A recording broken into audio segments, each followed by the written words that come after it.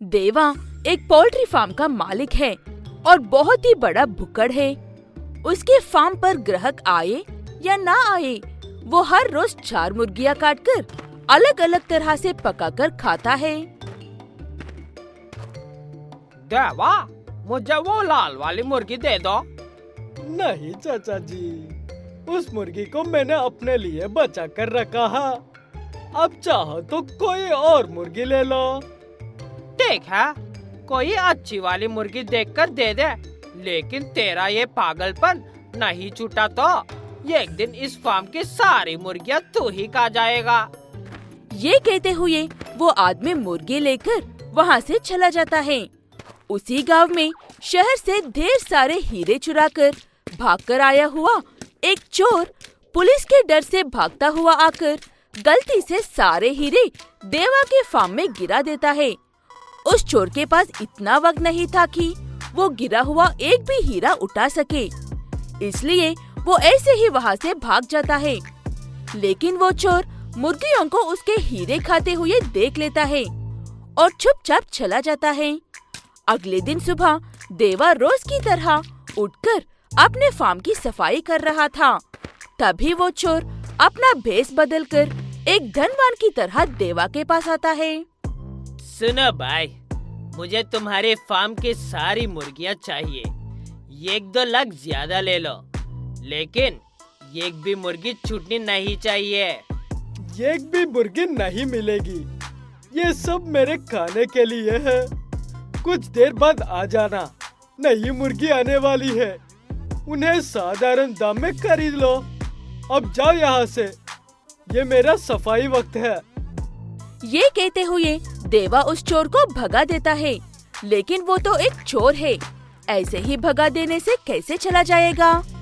कुछ देर बाद वो एक पुलिस वाले का भेष बदल कर आता है। सुना है इन मुर्गियों में किसी तरह की बीमारी है, इसीलिए मुझे इन सारी मुर्गियों को चेकअप करने के लिए लेकर जाना होगा, वरना सारे गांव वाले बीमार हो जाएंगे। आप चिंता मत कीजिए साहब, वैसे भी ये मुर्गियाँ बेचने के लिए नहीं है। आप अब यहाँ से जा सकते हो। मुझे मेरी चिकन फ्राई के लिए मसाला खरीदने के लिए जाना है। ये कहते हुए देवा फिर से एक बार और उस चोर को वहाँ से भगाकर दरवाजे को अच्छे से ताला लगाकर मसाला खरीदने के लिए बाजार में जाता है। तब उसे वहाँ पर उस चोर के पोस्टर्स बाजार की दीवारों पर लगे हुए नजर आते हैं। अच्छा, तो ये जनाब चोर है, आने दो, इस बार इसका अच्छे से स्वागत करता हूँ। ये कहते हुए देवा पुलिस वालों को फोन लगाकर सारी बात बता देता है। उसके बाद कुछ पुलिस वाले आकर देवा के घर में छुप जाते हैं। कुछ देर बाद वो चोर एक वैन लेकर आता है। देवा, मैं एक सीक्रेट एजेंट हूँ। मुझे इन्फॉर्मेशन मिली है कि तुम्हारी इन मुर्गियों में माइक्रो बॉम्ब्स लगे हुए हैं। जल्दी से सारे मुर्गियों को इस वैन में चढ़ने में मेरी मदद करो, वरना ये जगह फट जाएगी। अभी करता हूँ साहब, और हमारे मदद के लिए कुछ लोगों को भी बुला लेता हूँ। ये कहते हुए देवा उसके घर में छुपे हुए उन पुलिस वालों को आवाज लगाकर बुलाता है। सब बाहर निकलकर उस चोर की खूब पिटाई करते हैं और उससे उन हीरों के बारे में पूछते हैं। तब वो चोर उन्हें उन पुलिस वालों को देवा की मुर्गियों की ओर दिखाकर कहता है कि वो सारे हीरे वो मुर्गियाँ खा गई है। वो चोर सच कह रहा है या झूठ, इस बात का पता लगाने के लिए पुलिस वाले देवा की सारी मुर्गियों को और चोर को पकड़कर लेकर जाते हैं। पुलिस वाले उनकी मदद करने के बदले देवा से सिर्फ शुक्रिया कहकर वहाँ से चले जाते हैं। अबे, मेरी मुर्गियाँ तो देते जाओ, अब मैं इस मसाले को क्या करूँ? ये कहते हुए देवा अपनी मुर्गियों को वापस लेकर आने के लिए रात पुलिस स्टेशन में ही चोरी करने के लिए जाता है और सारी मुर्गियाँ चुराकर वहाँ से भागने ही वाला होता है कि तभी इंस्पेक्टर उसे पकड़ लेता है। अच्छा खास कल इनाम में मिलने वाला था। तुम ये क्या हरकतें कर रहे हो देवा? सच में पैसों का नाम सुनते ही अच्छे अच्छों का दिमाग खराब हो जाता है। पैसे है या हीरे, किसे चाहिए इंस्पेक्टर साहब? मुझे तो मेरा चिकन फ्राई और बिरयानी चाहिए। मेरा मसाला वेस्ट हो रहा है यहाँ पर। ये कैसा बुक्कड़ है रे बाबा? विजयनगरी नाम के गांव में कवि नाम का एक व्यक्ति रहता था। कवि के पास ढेर सारे जानवर हैं, जैसे कि भेड़, बकरी, मुर्गियाँ और गायें। और कवि उन सारे जानवरों का बहुत अच्छे ख्याल रखता है। वक्त पर गायों को चारा डालता है और मुर्गियों को दाना डालता है। लेकिन कवि को अपनी भेड़ बकरियों से काफी लगाव था, इसलिए वो उन्हें हर रोज खुद घास खिलाने के लिए लेकर जाता था। कहते हैं कि कवि के जानवरों में इंसानों जैसी समझ है। वो सब आपस में अपनी भाषा में बात करते हैं। कवि, मुझे तुमसे 2 बीड़े खरीदनी थी दोस्त। मैं क्रिसमस के वक्त में अपने जानवरों का व्यापार नहीं करता हूँ। ये बात तुम अच्छे से जानते हो ना श्याम। हर साल मैं क्रिसमस अपने जानवरों के साथ ही मनाता हूँ। तुम मुझे क्रिसमस के बाद मिलना। ये जो व्यक्ति कवि से बात कर रहा है, उसका नाम था श्याम। वो गांव में जानवरों को चुराने का काम करता है, लेकिन ऊपर से अच्छा बनने का नाटक करता है। श्याम कवि से व्यापार की बात तो करता है, लेकिन उसके दिमाग में उन भीड़ों को चुराने की योजना चल रही थी। ये बात कवि की भीड़ें अच्छे से समझ जाती हैं। कवि उस दिन शाम को क्रिसमस की तैयारियां के लिए सामान खरीदने के लिए जाता है। घर के पास सारे जानवर अकेले थे। तुमने वो शाम की बातें सुनी थी ना? वो हमें चुराने के लिए जरूर आएगा। हम सबको सावधान रहना होगा। सिर्फ हमें ही नहीं, बाकी जानवरों को भी सतर्क रहना चाहिए।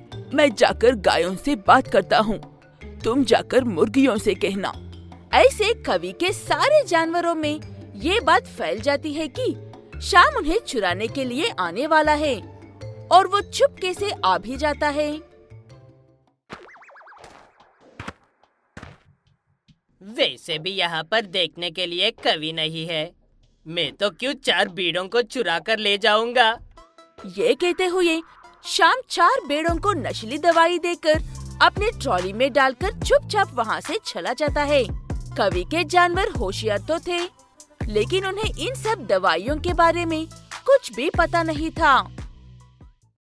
ये तो बड़ी आसानी से अपने साथियों को लेकर चला गया।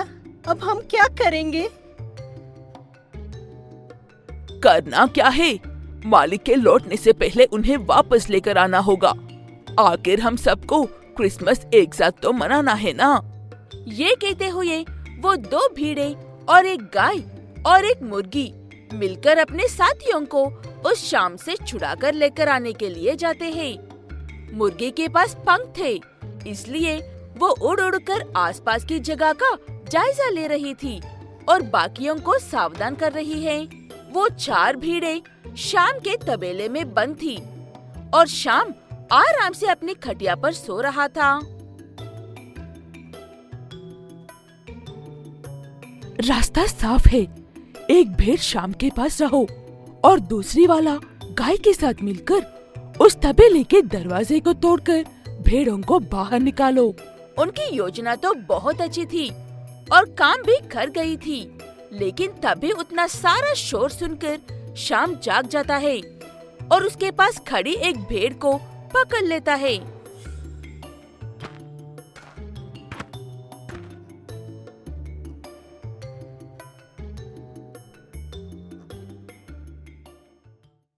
अच्छा, तो ये बात सच ही है। तुम्हारे पास इंसानों जितनी समझ है। अब तो मुझे पैसे ही पैसे मिलेंगे। 6 भेड़े, 1 गाय और 1 मुर्गी। हा हा हा हा हा। चुपचाप सब लोग तबेले में चले जाओ, वरना अभी इसी वक्त भेड़ को खत्म कर दूंगा। ये बात सुनते ही सारे जानवर चुपचाप तबेले में चले जाते हैं और शाम उस आखिरी बचे हुए भेड़ को भी तबेले में छोड़ने के लिए जाता है। तभी गाय एकदम से उस पर हमला कर देती है और सारे जानवर वहाँ से भाग जाते हैं और कवि के लौटने से पहले सब पहले जैसे कर देते हैं, जैसे कि वहाँ पर कुछ हुआ ही नहीं था।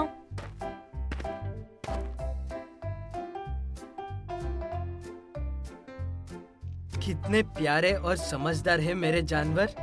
शरारत करना तो दूर की बात, कोई अपनी जगह से हिला तक नहीं है। चलो अब धूमधाम से क्रिसमस मनाते हैं। ये कहते हुए कवि अपने सारे जानवरों को इकट्ठा करके बहुत अच्छे क्रिसमस मनाता है और उसके जानवर उन पर आने वाले मुसीबतों का सामना हमेशा ऐसे ही करती है। मेरी क्रिसमस बच्चों।